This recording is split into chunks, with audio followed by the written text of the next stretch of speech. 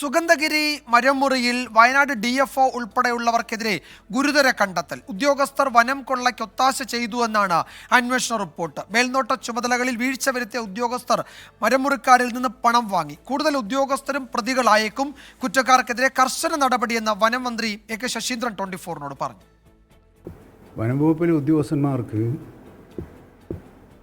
ഗുരുതരമായ വീഴ്ചയാണ് ഉണ്ടായിട്ടുള്ളത് എന്നാണ് കണ്ടെത്തിയിട്ടുള്ളത്. വാച്ചർ തസ്തിക മുതൽ DFO തലം വരെയുള്ള ജീവനക്കാർക്കും ഉദ്യോഗസ്ഥന്മാർക്കും ഈ കാര്യത്തിൽ പങ്കുണ്ടെന്നാണ് ആ റിപ്പോർട്ടിൽ കാണിച്ചിരിക്കുന്നത്.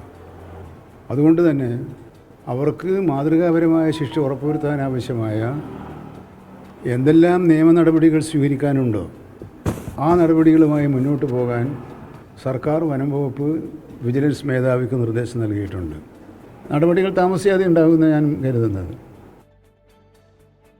ദീപക് ധർമ്മടം വിവരങ്ങൾ നൽകും കോഴിക്കോട്ട് നിന്ന്. ദീപക്, ഇത് 24 പുറത്തു കൊണ്ടുവന്ന നമ്മൾ ദീർഘനാളായി ഫോളോ അപ്പ് ചെയ്തുകൊണ്ടിരിക്കുന്ന ഒരു വനം കൊള്ളയാണ്.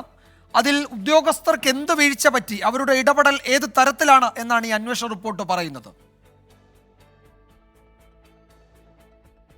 ഏറ്റവും പ്രധാനപ്പെട്ട കാര്യം, ഈ വനം കൊള്ള ആദ്യം പുറത്തു വന്നു. അത് കഴിഞ്ഞ് വനം വിജിലൻസ് മേധാവി അന്വേഷണ റിപ്പോർട്ട് സർക്കാരിന് സമർപ്പിച്ച കാര്യം, അതായത് വനം അഡീഷണൽ ചീഫ് സെക്രട്ടറി KR ജ്യോതിലാലിന് സമർപ്പിച്ച കാര്യവും അതിൻ്റെ ഉള്ളടക്കവും 24 തന്നെയാണ് ആദ്യം പുറത്തുവിട്ടത്.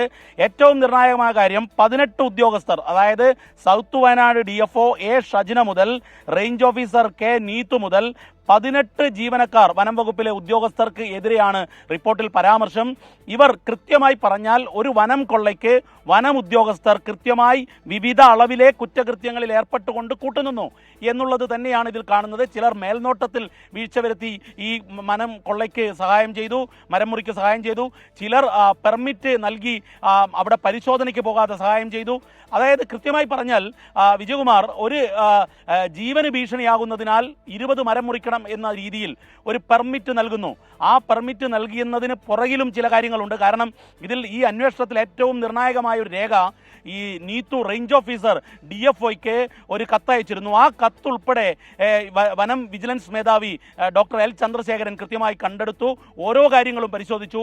അപ്പോഴാണ് ഇതിൽ വലിയൊരു റാക്കറ്റ് തന്നെ പ്രവർത്തിച്ചു. വനം വകുപ്പിലെ മന്ത്രിയുടെ പദം കടമെടുത്താൽ വനം വകുപ്പിലെ വാച്ചർ മുതൽ DFO വരെയുള്ളവർ ഇതിന്റെ ഭാഗമായി എന്നുള്ളതാണ് അല്പം മുമ്പ് വനം വകുപ്പ് മന്ത്രി AK ശശീന്ദ്രൻ 24നോട് പറഞ്ഞത്.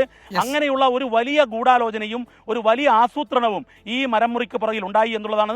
അതായത് സുഗന്ധഗിരിയിലെ വനം കൊള്ള എന്നുള്ളത് ഒരു ആസൂത്രിത ഗൂഢാലോചനയുടെ ഭാഗമാണ് എന്ന് ചൂണ്ടിക്കാണിക്കുന്നതാണ് ഈ വനം വിജിലൻസ് മേധാവിയുടെ അന്വേഷണ റിപ്പോർട്ട്. ഏതായാലും സർക്കാർ ഗൗരവത്തിലെടുത്തിരിക്കുന്നു. അടിയന്തരമായി തന്നെ കർശന നടപടിയിലേക്ക്, നിയമ നടപടിയിലേക്ക് കടക്കും.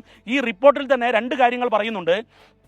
ഒന്ന്, 20 മരത്തിന് പെർമിറ്റ് നൽകിക്കൊണ്ട് 126 കോടികളുടെ മരം മുറിച്ചു കടത്തി എന്നുള്ളത്. രണ്ടാമത്തെ കാര്യം, 30-ലേറെ ഉദ്യോഗസ്ഥർ 24 മണിക്കൂറും നിരീക്ഷണത്തിലുള്ള മേഖലയിൽ നിന്നും എങ്ങനെ ഇത്തരത്തിൽ മരം കൊള്ള നടന്നു എന്നുള്ളതും ഏറ്റവും നിർണായകമാണ്. ശരി ദീപക്, എന്തായാലും വളരെ പ്രധാനപ്പെട്ടത് തന്നെയാണ് ആ കണ്ടെത്തലും. കർശന നടപടി ഉണ്ടാകും വീഴ്ച വരുത്തിയ ഉദ്യോഗസ്ഥർക്കെതിരെ എന്ന് വനമന്ത്രി അറിയിക്കുകയും ചെയ്തിട്ടുണ്ട്. വിശദാംശങ്ങളാണ് ദീപക് ധർമ്മടം കോഴിക്കോട്ട് നൽകിയത്.